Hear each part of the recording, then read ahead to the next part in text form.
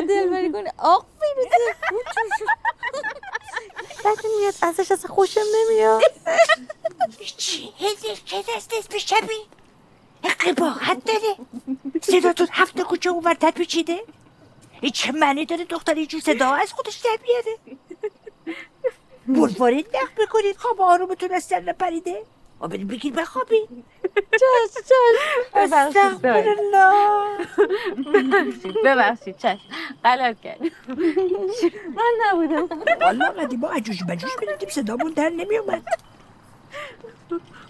بلکه تخم و بخ به چونتون بسی که هفت حرف میزنید. حرف میزنید بزنید، ولی خوبیت نداره صدای خنده دختر دم بخ از این دیفال بره بیرون که اگه رفت آبروی حساب خونم رفته. حجاب خوب چه نه؟ چشم چه دور زمونه شده والا.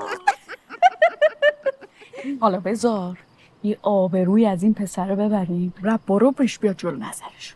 بسپریدش به من. میدم نصیرخان یه بلایی به سرش بیاره که مختار سر هرمله و شمرم نیورده. نه تو رو خدا جمع میشه باز بشه غلط کرده حرف مفسده. نکنه راستک دلت پیشش گیره. کور بشم اصابه دست اگه مهر پسره به دلم نشست. خواهیم جا شما نگاه خودت نکن، دیوار ناکر کلفت کوتاه شرش میفته گردن من مادر مرده.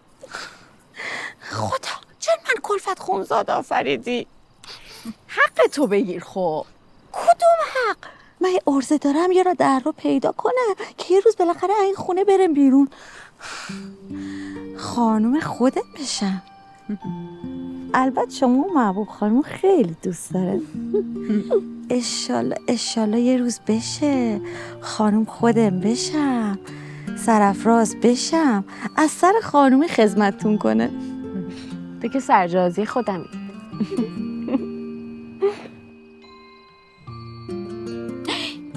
یه سنگ آسمونی دیگه رد شد. نیت کن تابوس. اشالله به حق نفس حق هر شیخ پرسته هیچ بچه روز به دنیا اومدنش بی مادر نشه. هیچ مادری هم سر دنیا اومدن بچهش از دنیا نره. دلم برای خودم تنگ شد عزیزم کنه. گل پیاز همچین بی کسو کارم نیستی. پس ما چیم برگ چغندریم؟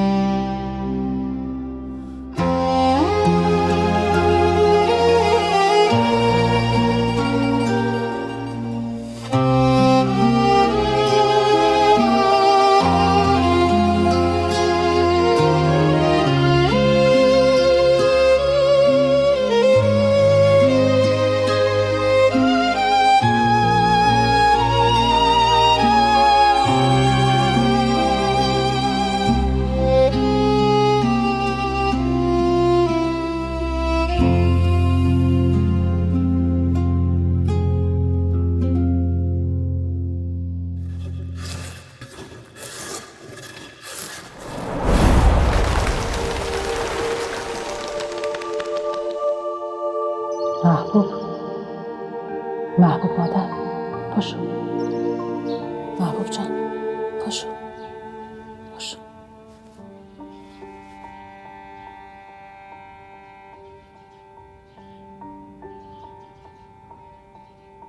چیزی شده؟ آقا جان تو اتاق چشم انتظارم. دست رو تو بشور بیا اونجا.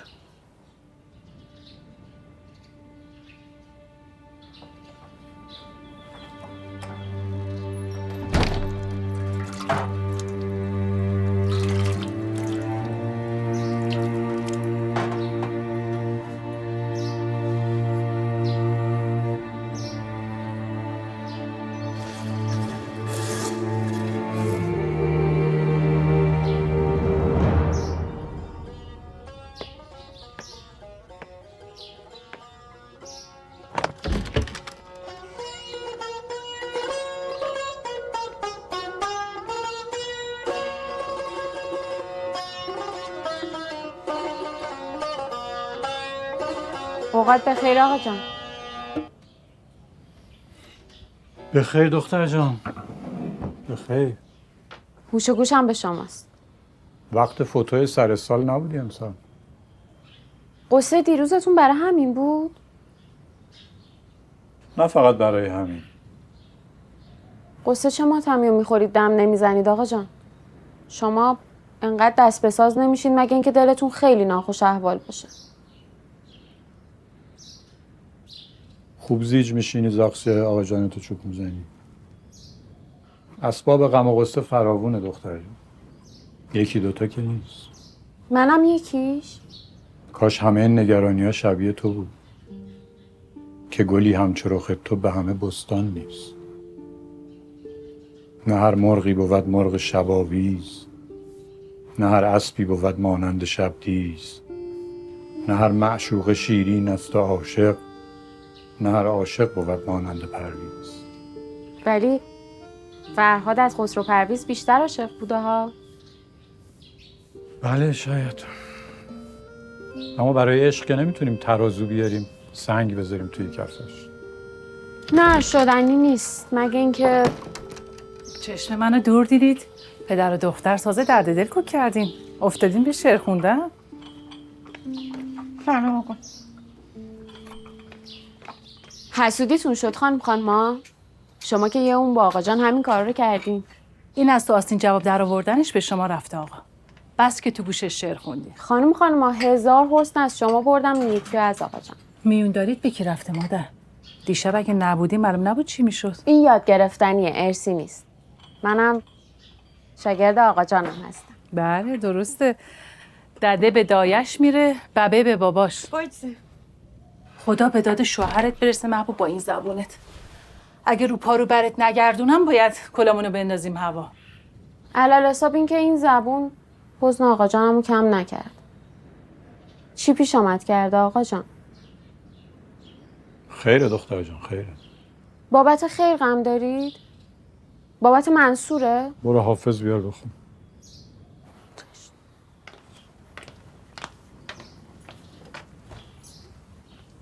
بفهمید. تفاعلش از شما خوندنش با من. تفاعلش هم با خودت.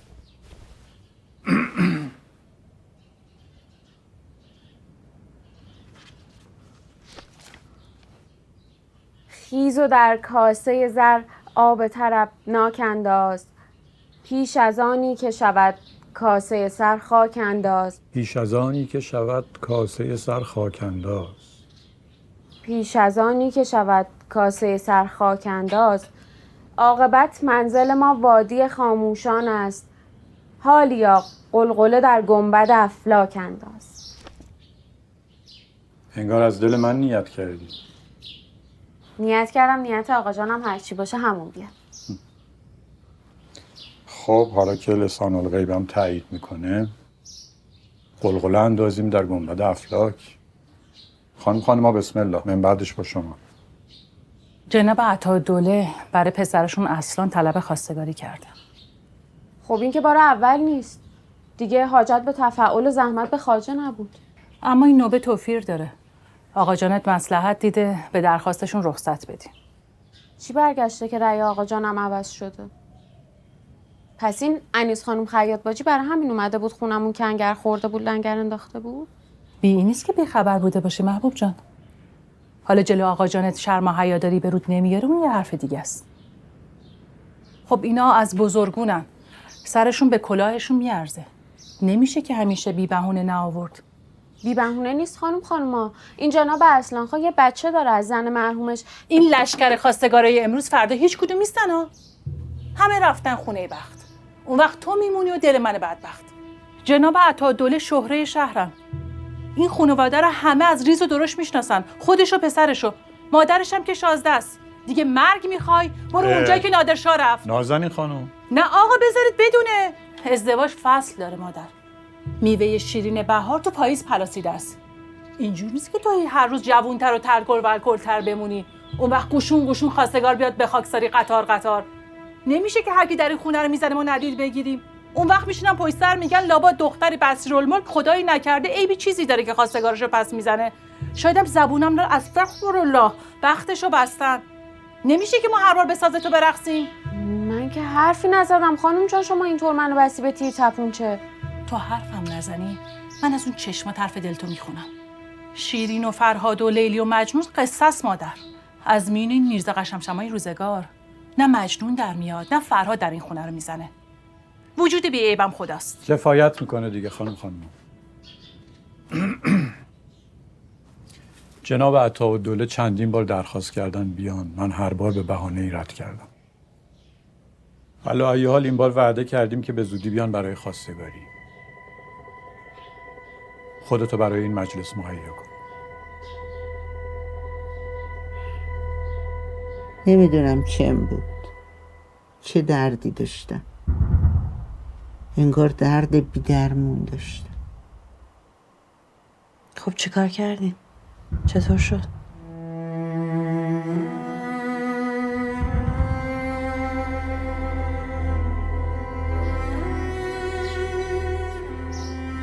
به روی دو چشم.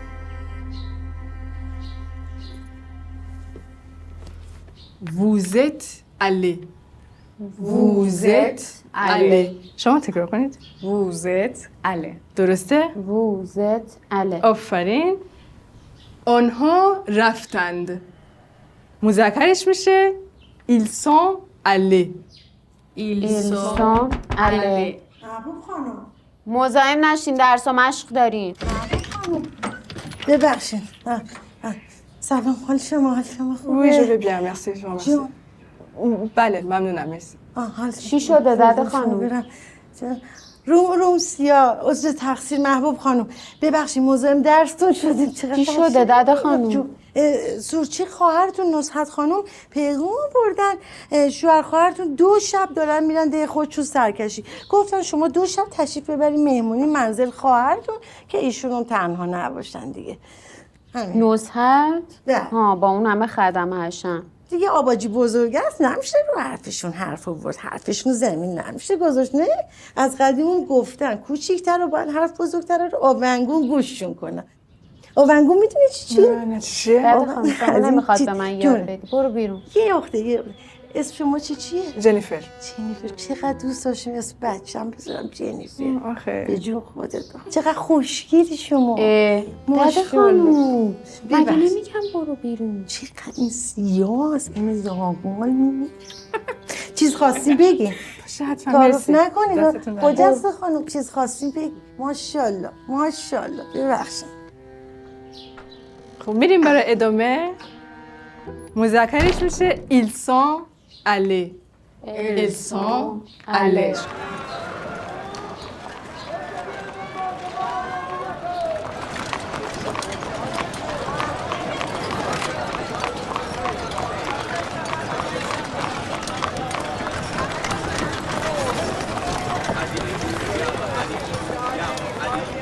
هیچی تو سرم نبود که جلوی اون دکون نجاری وایسی، اما نمیدونم چرا همچین که از دور چشمم به اون دکون محقر افتاد به سورشی گفتم مونس آقا، من سفارش دارم به این نجاری، التفات میکنی نگهداری؟ بس خانم وابستی. فقط جسارت نباشه، زیاده معطل نکن که خواهرخانمتون چشم برم. خیلی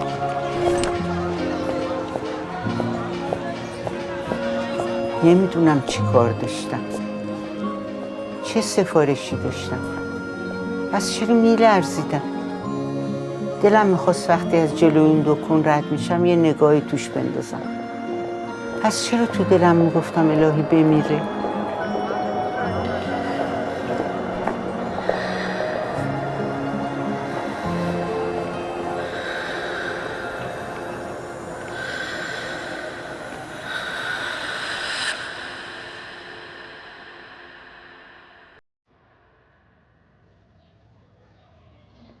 خدا قوت.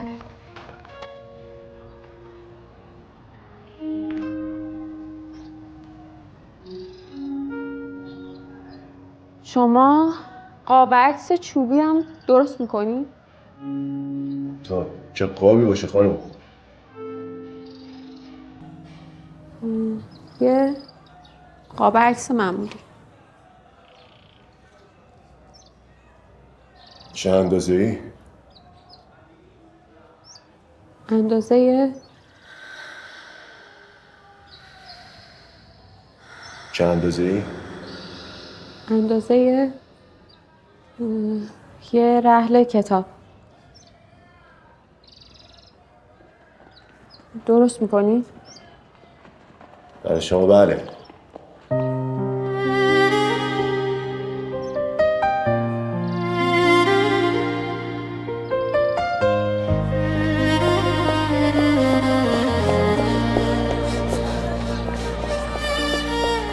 روی چوب دماغم پر کرده بود، یه عطر چوب. اما فرار کردم، انگار از خودم فرار میکردم. به خودم فحش میدادم. دختر این کارا چیه میکنی؟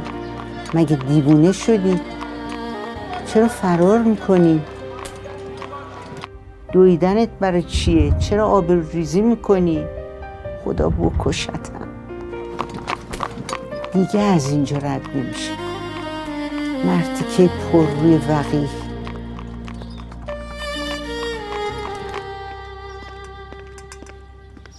چه آبگوشتی ننه. نوش جونتون، انگشتاتونم باهاش میخوریم.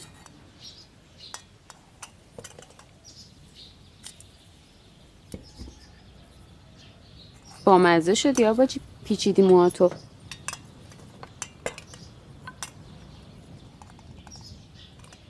این آشیه که شوهر شما برای من بدبخت پخته آباجی نصحت. آخه خواهر جان نمیشه که چون آقا نصیر دوست و همبازیش بوده اصلا بیاد منو به زنی بگیره و با جناق بشم. چیه؟ یه بچه داره از زن قبلش. مگه من بیوم اینطور برم خونه شوهر؟ بیوه مرد کره‌دار خونه رو خراب میکنه، بیوه مرد مایه‌دار جیگر رو کباب میکنه. از بد اقبالی من این آقا اصلا هم کره داره هم مایه. گاز بگیر اون زبون تند و تیزه تو محبوب جان. این حرفا چیه میزنی؟ مگه اصلان خان کم کسیه؟ پسر عطا و دوله است. بعدشم زن مرده است. زن طلاق داده نیست که بهت بر میخوره. از قدیم گفتن زن مرده رو زنشته، زن طلاق داده رو سنگشته. حالا بگذاریم از این که مادرش چه وجناتی داره. از اون شاسته های جا سنگینه. وابد آباجی نوست. مگه میخوام زن مادرش شم؟ حالا میگن خالش چی؟ میگن هر چقدر مادر شازده خانم جا سنگینه خالش جا سنگین. خدا مرگی بر درد بده. کدوم خالش؟ چه میدونم. گمونم همون که اسمش طاهر باجیه. کی هم چه حرفی زده؟ عمه کشور. حالا خودت با بده. عمه کشور تا از کی تعریف تمجید کرده که این نفر دوم باشه؟ محبوب پر معلومه پشت سر آدمای مال و منالا رو اسم و رسم دار حرف مفت و نسیه زیاده. اصلا حرف پشت سر مال اینجور آدم هاست، نه مال امثال دد و دایی و ننه. کسی اینا رو آدم حساب نمیکنه که. وا چرا آدم حساب نمیکنه؟ اونام آدمن بنده خدا. نه ببین میخوام روشنت کنم، چون خانواده اصلان خان از بزرگونن و آدم حسابیان، مردم پشت سرش رو لغز زیاد میخونن. چرا پشت سر ما نمیخونن؟ از کجا میدونی نمیخونن؟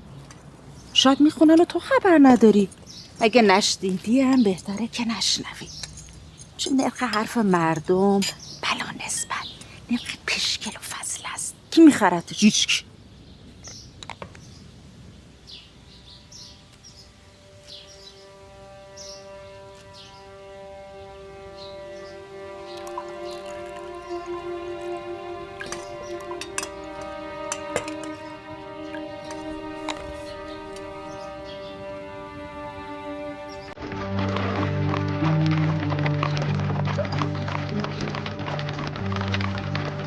بعد از اختلاف آقا جان و عمو سر زمینای چند تیکه آبادی که بهشون ارث رسیده بود، عمه کشور پاشو از خونه دوتا برادر برید. پیغام داده بود تا برادر و اختلافشون رو کنار نذارن روی خواهرشون نمیبینن.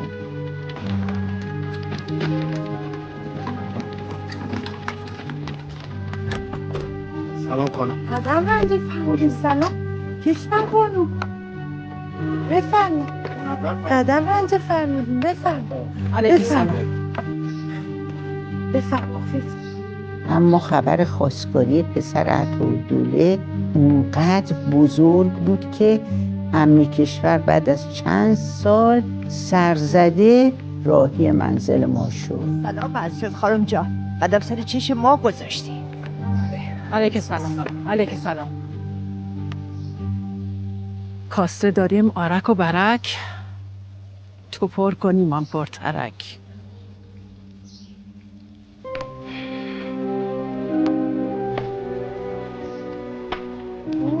یعنی که چی؟ معنیش اینه که از مکافات عمل غافل بشون. گندم از گندم بروید جوز جو. آباری کردم. خیلی بگذرون یا صاحب حاجات.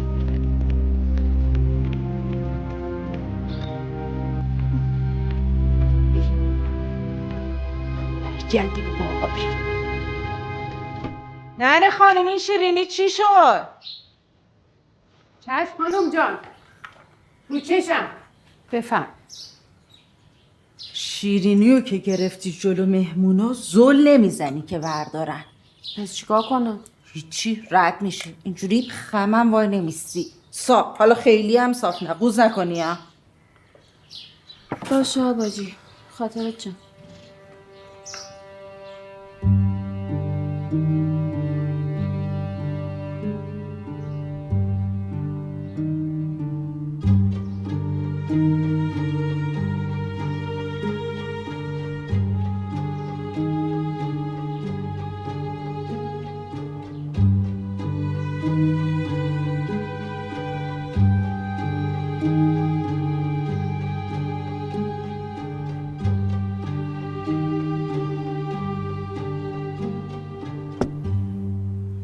نام بهمن بر نیامد تا نمرد اسفندیار. اقل کم میذاشتین من 7 پشت غریبه نامحرم سرمو بذارم بمیرم، اون وقت این قواره رو میبریدین میدوختین تن میکردین. وقت گریه و زاری برین خاله رو بیارین. وقت نقل و نواله اینجا نه جای خاله. یعنی اینقدر من غریبه شده بودم که بعد از یه قربتی خبر رو بشنوم. فرمایش شما معقوله و مقبوله همه جان. شما تاج سرین، شما سرو سایه‌افکن هستین، ولی من نه تقصیری دارم نه چاره‌ای. جناب عطاالدوله خودشون شخصا از آقا بصیر تقاضای خواستگاری کردن. آقام صلاح دیدن که اجالتا جای عرض نشه این حرف که مبادا سر زبونا بیفته و سقز دهن مردم شه. هرچی که از زبان برآید گرد جهان برآید. یعنی که چی؟ حرف از جانب من سر زبونا میفته؟ این چه نقل نامعقولیه که میکنی نازنین خانوم؟ امامزاده‌ای که ساختیم به کمر خودمون زد. انگار مقرر بوده تفنگچی ایشیک آقاسی بیاد خواستگاری دختر. پسر عطاالدوله است. هرچند من نمیدونم چه تأجیلی برای فرستادن محبوبه به خونه بخت. البته اینو میدونم که این تأجیل از جانب شماست، نه برادرم. خونه که نه یکی، بلکه 2 تا دختر دم بخت و وقت شوهر داره، درش به هیچ کلونی بند نمیشه. اونم سر یه حرفی که مال قدیماست. دویومن جناب حسام الملک که یه کجا لب تر کردن برای منصور خان؟ خب حکما رضا نیستن به وصلت 2 تا این عموزاده که تا الان چیزی نگفتن. این حرفام سنگ بیخود زدنه که شما به سینتون میزنین.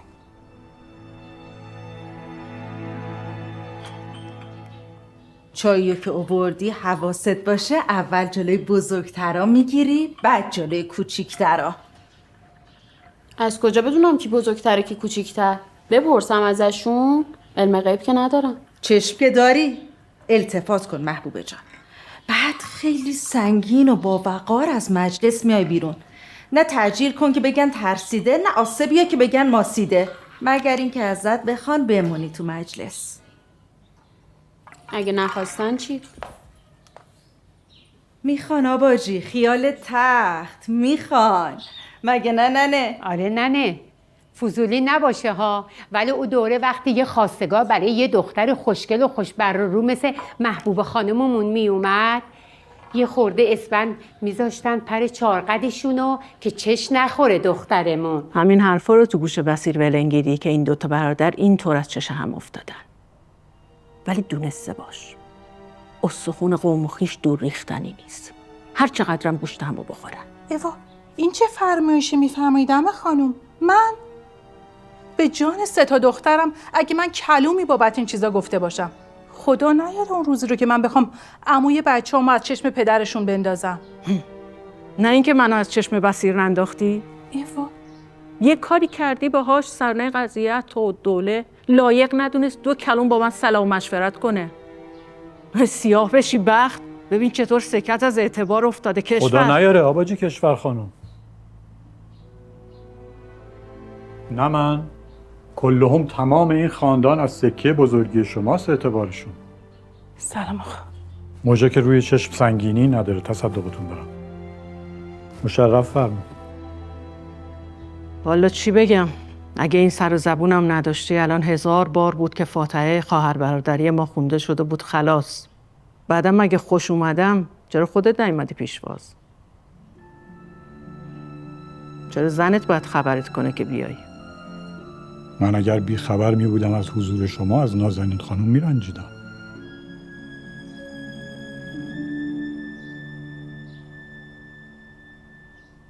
گرفتاری دفتر و دیوان مالیه اگر نبود که بنده از صبح اینجا منتظر واسطاده بودم تا شما تشریف بیارین. قدم رنجه فرمودین. تعارف طبق نکن، گوش بگیر. سبزه جان خانم. شاید قلیون نیاریم، ولی اگه آوردیم اینجوری تعارف میکنیم. اینجوری. راست میگه ننه. اگه یه موقع خاص قلیونه ببری فقط به آب قلیون نگاه کن. نشونه چیه؟ پاکی، صداقت، خوشبختی رو بره. راست میگه. یه موقع به آتیش قلیون نگاه نکنی جانم لال زندگی دوزخ بشه دور سرت بگردم من. اگه مزاری کردن باید یه چیزی بخندی که دندونات قشنگ معلوم بشه.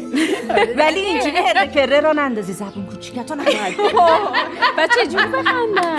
حتما تو مجلس به یه بهونه بهت نزدیک میشن بغلت کنن، نباید خودتو عقب بکشی. میخوام ببینن تو عرق میدی. اگرم خواستن ماچت کنن بازم خودتو عقب نکش. میخوام ببینم دهن عروس بو میده یا نه. اگه بخوان یه افسارم بهم بزنن چی؟ نافرمونی نکنن. حرفایی میزن. اگه سواری خواستن چی برمونی؟ چقدر خورده فرمایش مگه آدم اونا. تو حسام هر خورده حسابی که دارین ما بین خودتون 2 تا برادره. هیچ دخلی به محبوب و منصور نداره. خاطرت باشه پیش از این که بیرق جنگ ایران و روس و سر ماجرای ارث و میراث پدری علم کنید حرف وصلت این 2 تا جوون رو زده بودم. هاشا نکن که میرم دیگه پامو خونت نمیذارم. بیجا کنم اگر بخوام هاشا بکنم. ایوا، قربونتون برم، خدا نکنه شما بیجا کنین.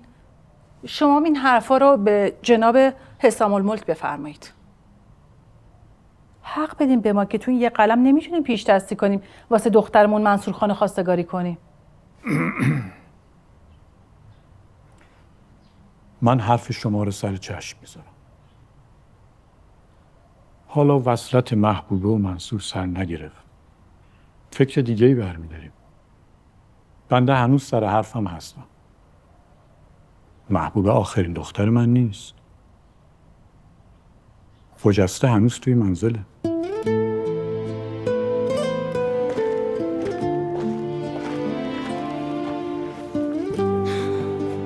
محبوب میخوای تنهایی ننه رو باد بفرستم؟ با دوروش که دارم میرم تنها که نیستم. برو ننه سبز وقت میشی. خدا پشت و پناه باشه. برو به سلامت. راستی آباجی جواب سوال آخرمو ندید. برو کریم شیره بازی در نیا.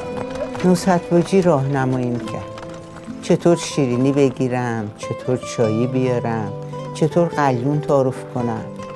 اما من خسته شدم. نمیدونم چرا دلم میخواست برگردم خونم. حوصله نداشتم انقدر پرچونگی کنه.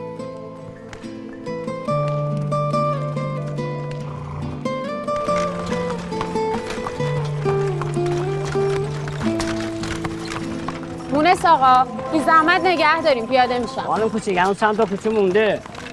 اب نداره، زیاد نیست، میدونم. میخوام سقا خونه شم روشن کنم، نگه داریم. پس به خانم برسونید، من شما رو تا دم امارات آوردمتون. به حساب کوتاهی من ننویسن. میگم ننویسن. به سلامت. سلامت باشید. راستی اگه این سقا خونه مراد شما رو داد، بهم بگید منم شم بیارم بذارم مراد بگیرم ازش. اگه داد میگم به شما. خدا خیرتون بده.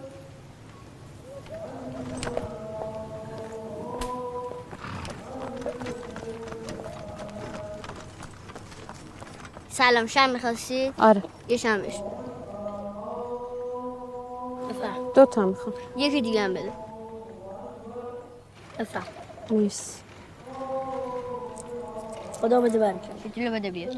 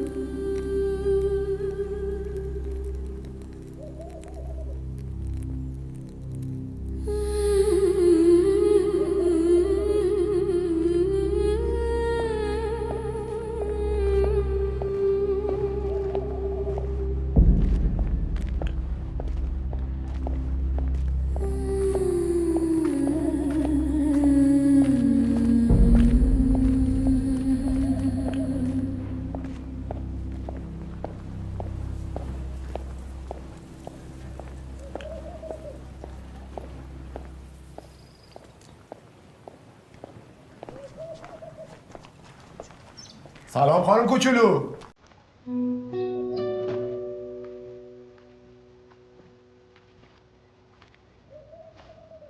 سلام عرض کردیم ها.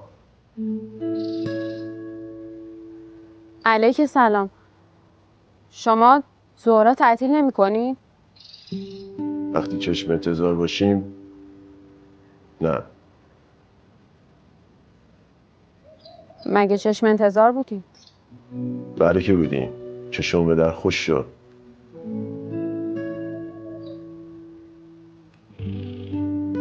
چشم انتظاری کی؟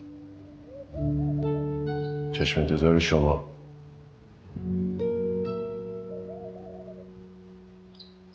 قلبم ریخت. باز دل تو سینم به تقلا افتاد. خدا رو شکر پیچه داشتم اون صورت شلوگلی من ندید. خودم گفتم همینو میخواستی؟ نمیبینی چقدر پاشو از گیریمش درازتر کردی؟ پس کی میخوای تو دهنش بزنی؟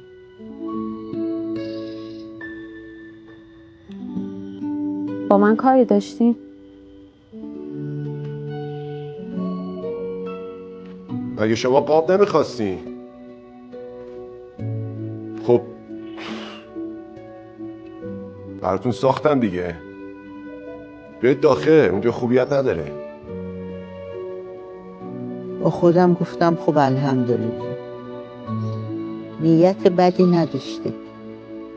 بی مقصود سلام کرده. دنبال کار و کاسبی بوده.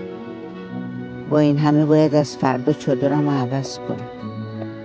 از روی چادر تافته حاشیه دوزی منو میشناسی.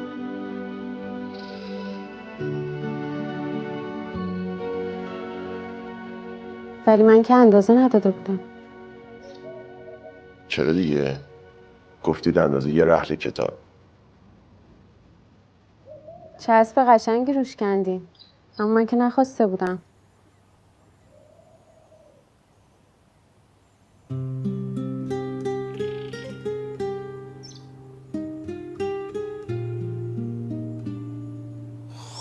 خب شما یه چیزی خواستید، ما هم یه چیزی ساختیم. اگه باب طبعتون نیست بندازین زیر پا خوردش کنین. فدا سرتون.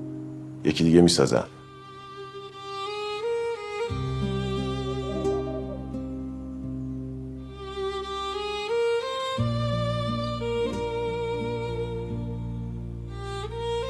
بوی چوب بلند شد و دوباره مستم کرد.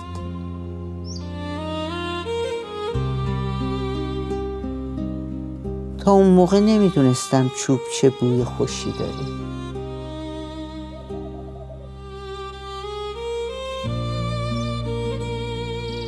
رحیم جانم.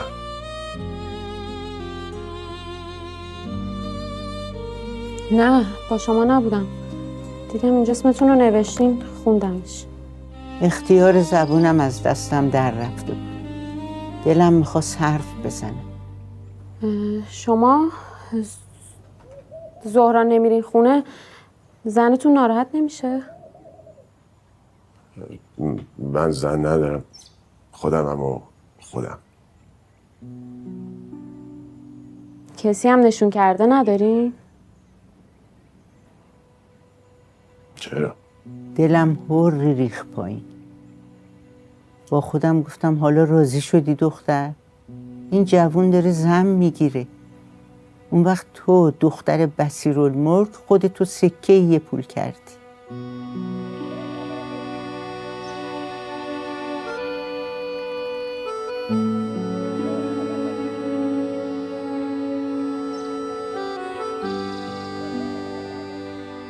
خب به سلامتی. کی هست؟ آخه به تو چه دختر؟ به تو چه که نامزد شاید نجار محله کیه؟ نوه خاله ننم.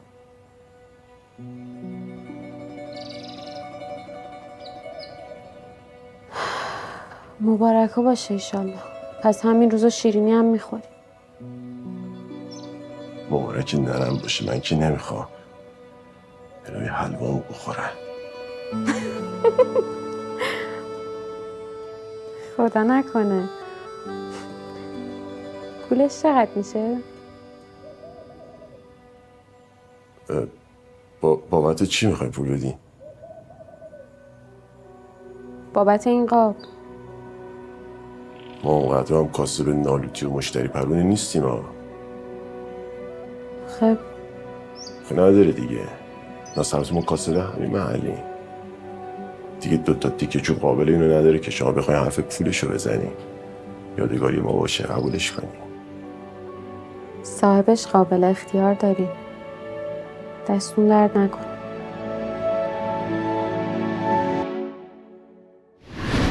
خواب دیدم توی دشت از نعنا، روی پاهای تو خوابم برده.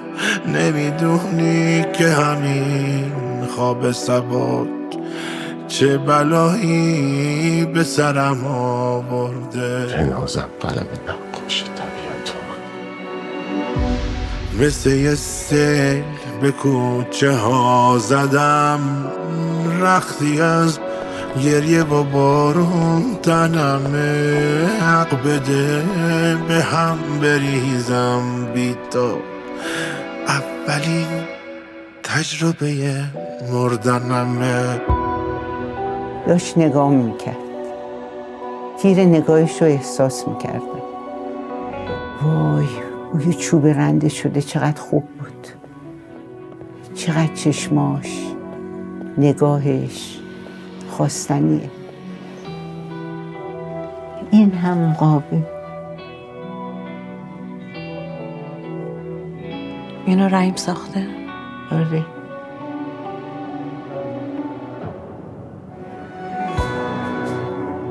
قشنگه. خیلی.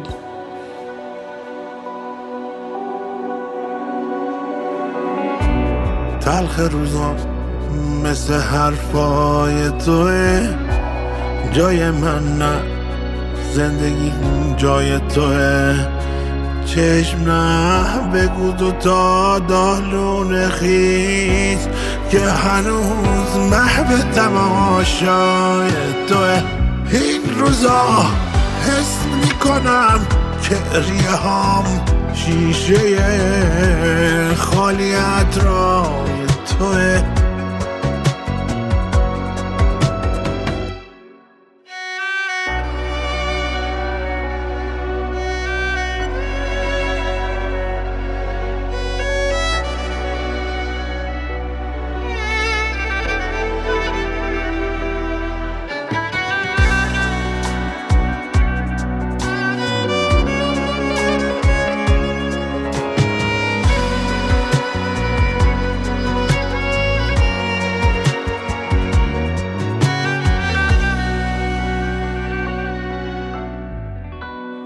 کوچ میکنم به خاطرات تو، از صداهای بلند تو سرم، بی تو غیر قابل تحملم، از خودم به تو پناه میبرم. با تو هم شعله باد آورده، با تو هم نرگس بارون خورده، نیستی اما تمام این شبا روی پاهای تو خوابم برده. تلخ روزا مثل حرفای توه، جای من نه، زندگی جای توه. چشم نه بگو دوتا دالون خیز که هنوز محو تماشای توه. این روزا حس میکنم که ریه هام شیشه خالی از رای توه.